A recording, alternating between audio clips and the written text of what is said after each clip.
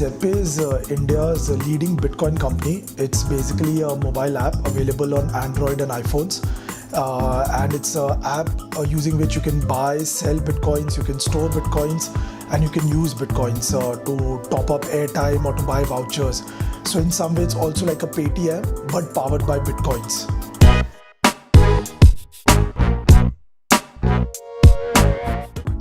So Bitcoin is as revolutionary, if not more, as the internet.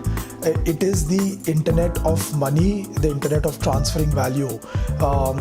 In my view, it's three things. It's a potential alternate investment, or we call it a store of value. So for example, if you would have bought Bitcoins worth 5,000 rupees in 2010, they would be worth approximately 3 crore rupees today. So it's had a staggering increase in value. And I believe that this is just the beginning. So that's one, that it's a store of value.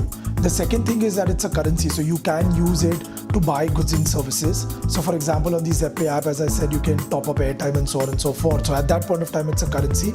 It's also a payment network. So on the Bitcoin network, you can actually transfer Bitcoins or other assets which can be attached to Bitcoins, and at that point of time it becomes a payment network. But as a new user, I think the first thing, that the way to look at it would be that if that it's a potential investment, a risky investment. So I would never advise you to put more money than you can afford to lose.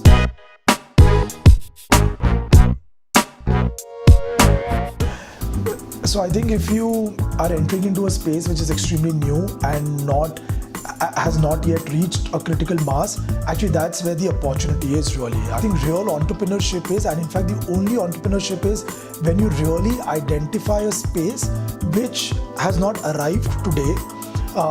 But then for that you really have to understand and appreciate and be confident about the technology at a very personal level. Because when we started ZebPay a couple of years back, we were told no and discouraged from everyone. I mean, it was friends, family, because it was something so new and revolutionary that nobody actually believed in it. So I think the idea is to identify something which you believe and nobody else does. It's a tough call because those opinions can go wrong. But I think that's where really you can get a staggering success. Otherwise, you'd be a Me Too player, just like the way typical entrepreneurs are, the majority are.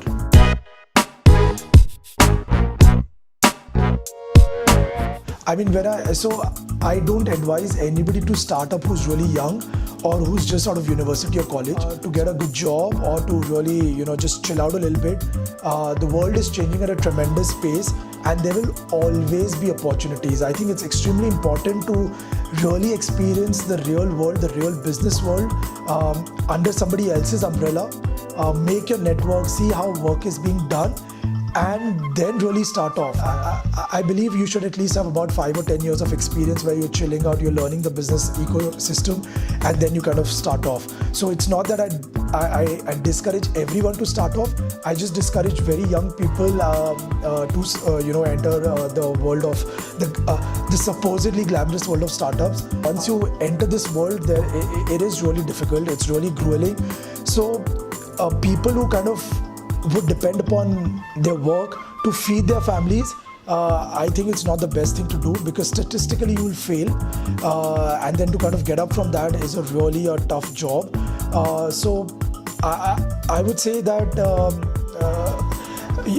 if you are secured enough, I think you're in a much more comfortable space. If you've gathered a little bit of experience, you're in a much more comfortable space, and those factors kind of come together and statistically improve your chances of success. So that's my advice.